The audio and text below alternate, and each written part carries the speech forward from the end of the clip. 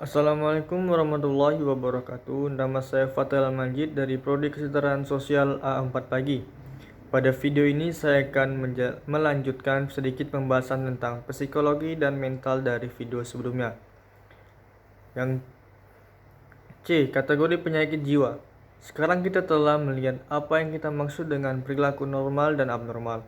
Kita dapat melihat pada apa yang sebenarnya merupakan penyakit mental, yaitu kita dapat memulai melihat bagaimana itu dikategorikan.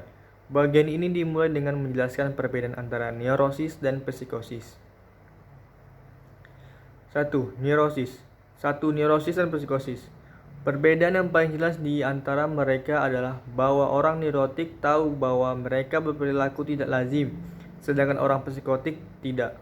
Misalnya, seseorang yang menderita gangguan obsesi atau kompulsif di mana mereka mendapati diri mereka terus-menerus mencuci tangan akan menyadari bahwa ini bukanlah hal yang normal untuk dilakukan. Mereka akan menyadari bahwa ada sesuatu yang tidak benar.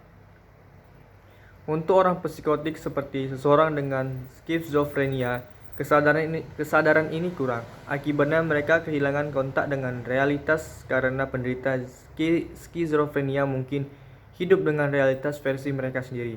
Akibatnya mereka tidak melihat perilaku mereka sebagai sesuatu yang aneh. Sebenarnya itu adalah perilaku yang sangat normal untuk hidup di realitas di mana mereka hidup.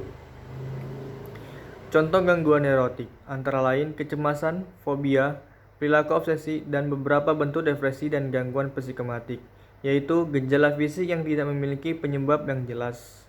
Sebaliknya, psikosis termasuk skizofrenia dan beberapa bentuk depresi. Dapat dikatakan bahwa penyakit mental dapat secara luas dibagi menjadi neurosis dan psikosis. Tetapi kategori ini dianggap terlalu luas untuk digunakan secara diagnostik, yaitu untuk mengidentifikasikan gangguan mental spesifik yang mendasari abnormal individu. 2. Klarifikasi lebih lanjut dari penyakit jiwa. Sosiolog Amerika Talson Parson pada tahun 1967 mempopulerkan gagasan peran sakit. Parson berpendapat bahwa kita cenderung menerima bahwa seseorang sakit jika mereka memenuhi harapan peran tertentu. Misalnya, orang yang sakit harus berhenti bekerja. Mereka juga harus mencari bantuan medis agar bisa sembuh. Dengan kata lain, kita memiliki peran dalam pikiran kita yang diharapkan diikuti oleh orang yang sakit itu. Jika orang sakit tidak mengikuti harapan kita tentang peran ini, kita cenderung tidak menerima bahwa mereka sakit dalam pengertian konvensional tentang kata tersebut. Demikian saja yang dapat saya jelaskan. Bila saya ada salah cakap, saya meminta maaf. Wabillahi wa taufiq wa hidayah. Wassalamualaikum warahmatullahi wabarakatuh.